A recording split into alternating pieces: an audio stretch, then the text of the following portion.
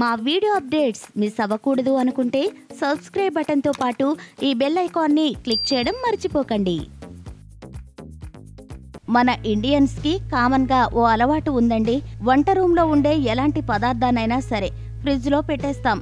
ఓ పూట వండిన కూర మరో పూట తినాలన్నా ఫ్రిడ్జ్లో పెట్టేస్తాం. పెరుగైనా ఫ్రిడ్జ్లో పెట్టేస్తాం. కూరగాయలైనా ఫ్రిడ్జ్లో పెట్టేస్తాం. చివరికి కోడిగుడ్లు అయినా ఫ్రిడ్జ్లో పెట్టేస్తాం. ఫ్రిడ్జ్లో ఏం పెట్టాలి, ఏం పెట్టకూడదు అనేది చాలా పెద్ద టాపిక్. కానీ ప్రస్తుతానికైతే గుడ్ల గురించి మాట్లాడుకుందాం. అసలు కోడిగుడ్లను ఫ్రిడ్జ్లో ఎందుకు పెట్టాలి, ఏ కారణంతో ఈ అలవాటు చేసుకున్నాం?